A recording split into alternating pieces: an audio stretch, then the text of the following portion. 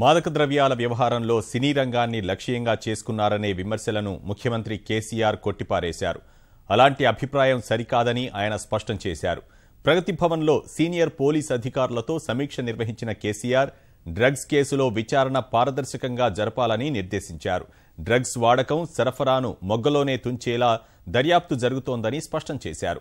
మాదక ద్రవ్యాల వినియోగం, సరఫరా ఎక్కువగా జరిగే జాబితాలో తెలంగాణ, హైదరాబాద్ లేదని కేసీఆర్ వెల్లడించారు. సినీ ప్రముఖులు సహా ఇతరులు డ్రగ్స్ వినియోగిస్తున్నట్లు ప్రభుత్వం దృష్టికి వచ్చిందని తెలిపిన కేసీఆర్ డ్రగ్స్ అమ్మకం, సరఫరా చేసేవారిలో ఎవరున్నా కేసులు పెడతామని తేల్చి చెప్పారు.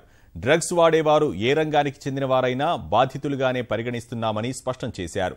Spain, Thailand, Portugal, Nigeria, Netherland, Colombia నుంచి డ్రగ్స్ వస్తున్నట్లు సమాచారం ఉందన్న సీఎం కొందరు ముఖ్యుల పేర్లతో పాటు కీలక ఆధారాలు లభించాయని చెప్పారు.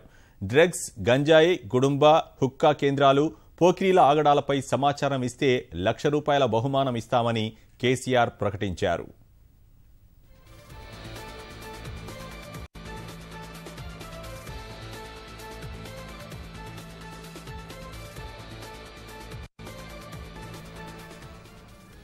మాదక ద్రవ్యాల వ్యవహారంలో సినీ రంగాన్ని లక్ష్యంగా చేసుకున్నారనే విమర్శలను ముఖ్యమంత్రి కేసీఆర్ కొట్టిపారేశారు. అలాంటి అభిప్రాయం సరికాదని ఆయన స్పష్టం చేశారు. ప్రగతి భవన్లో సీనియర్ పోలీస్ అధికారులతో సమీక్ష నిర్వహించిన కేసీఆర్ డ్రగ్స్ కేసులో విచారణ పారదర్శకంగా జరపాలని నిర్దేశించారు.